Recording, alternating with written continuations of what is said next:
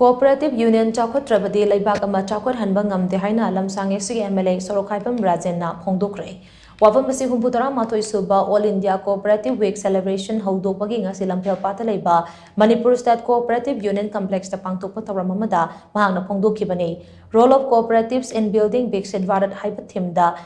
Manipur State Cooperative Union Registrar of Cooperative Societies amadi Institute of Cooperatives Management ICM na sinduna pangtokpa thawram aduda MLA Sorokhaibam Rajen hai All India Cooperative Week ki thawram ase leibaga sida cooperative ki movement Chaokhat-Hanbagi wakhalonda chahi kudingi pangtoktuna lagli Cooperative sector ase leibaga sida hena khumang chauksinaba Prime Minister Narendra Modi na akanwa mongda honari aikoi masalamata oina punsinnaduna puna chaukhanminaba haibasi cooperative society ki wakhaloni Manipur ase Kanglup Purup kayana puna khundaminariba lamdam amani aikoi masel amaga nungsinnadraba amadi aigi haiba wakhalona mangthaduna chalabadi apunba saktamda chauna akaiba pirakani baramaduna aikhoigi apunbagi saktamda sinarakpa sengmayoknaduna apunbagi saktam kaihandana bahonasi ngasi aikhoina Cooperative Union Chaokhat-Hanba yamna mathau tai Cooperative Union Chaokhattrabadi Leibak ama chaokhatpa ngamloi Union asi Chaokhat-Hanba haibasida mari leinaba singna thamoi sengna thabak toba mathau tai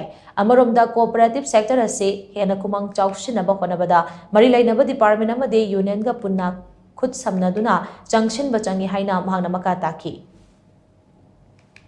Bharat laiba tongan ba state sing amadi tongan ba jati sing maruina Manipur da so ekoi tongan ba jati kaya na punjal laga ekoi Manipur sira punda laika minari bani sigum ba saida akoina cooperative society kaya semaga mi amaga gi marakta ekoi punjan na bagi punna thabak tawmin na bagi amasung unity oi bagi adugumba mayam singado cooperative society sing poran na bagi waklon akoi masen amaga nungsina daba aigi haiba wakal na mangda tharaga akoi sanjan minaba taraga di akoi masen ni marakta amata tinaba yaroi amasung amata akoi ngasi sigumba mayam sing ngasi lakpa taraga di akoi apulbagi saktam apulbagi bharat apulbagi Manipur ki sakam kairek na bagi adumba wakalo lakpa kanda akoi macet tawrakanda akoi gi state sida natana country bo kairek ko yai baduna cooperative society ai se akoi masen punjal laga akoi thabak tawminnaba amasung akoi masen gi oiba leiriba wakalol amadi idea mayam sindo akoi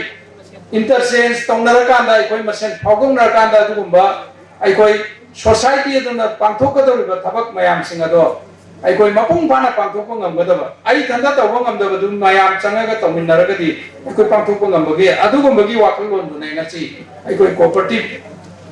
week kaina aikoi ngasi gi bharat aikoi ngasi tawba ongnaba honai ngasi gi tawramadu da lamsang sigi MLA Sorokhaibam Rajen Manipur State Cooperative Union gi President Tom